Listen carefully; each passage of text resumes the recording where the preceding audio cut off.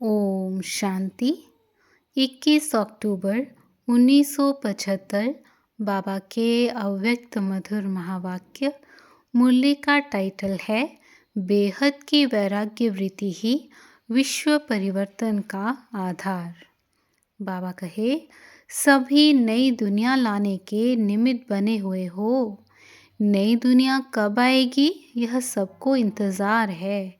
सबके अंदर संकल्प है, तिथि का मालूम पड़ जाए कि नई दुनिया कब आने वाली है।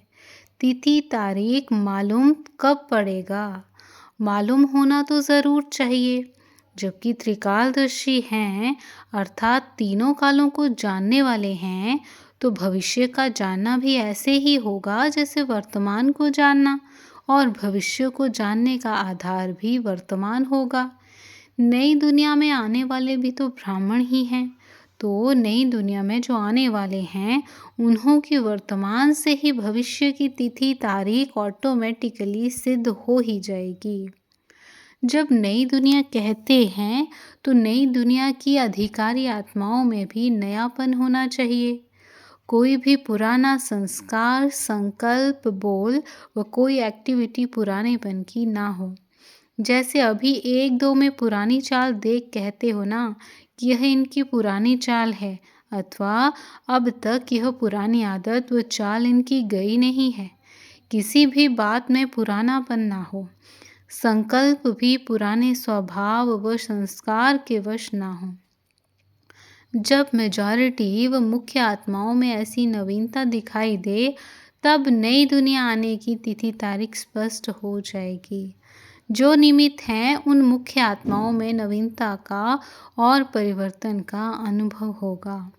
उनके परिवर्तन के आधार पर विश्व परिवर्तन की तारीख प्रत्यक्ष होगी। विश्व परिवर्तन होने के पहले विश्व की सर्वात्माओं में वैराग्य वृत्ति होगी, और वैराग्य वृत्ति से ही बाप के परिचय को धारण कर सकेंगे कि हाँ, हम आत्माओं का बाप आ चुका है।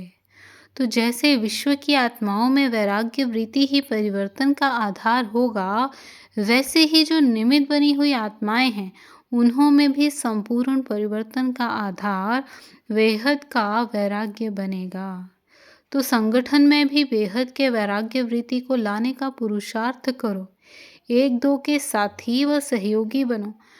जब वैराग्य वृत्ति इमर्ज रूप में होगी तो पुराने संस्कार व स्वभाव बहुत जल्दी और सहज ही वैराग्य वृत्ति के अंदर मर्ज हो जाएंगे।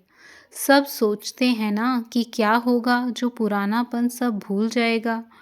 मनुष्य को जब हद का वैराग्य होता है तो पुराने आकर्षण के संस्कार और स्वभाव आदि को समाप्त करने में वैराग्य वृत्ति ही आधार बनेगी।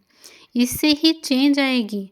अब ऐसी धरनी बनाओ और ऐसे बेहद के वैराग्यों का संगठन बनाओ जिनके वाइब्रेशन और वायुमंडल द्वारा अन्य आत्माओं में भी वह संस्कार इमर्ज हो जाएं।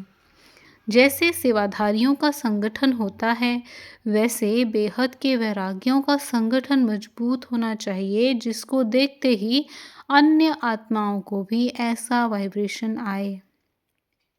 एक तरफ बेहद का वैराग्य होगा, दूसरी तरफ बाप के समान, बाप के लव में लवलीन होंगे, तभी बेहद का वैराग्य आएगा।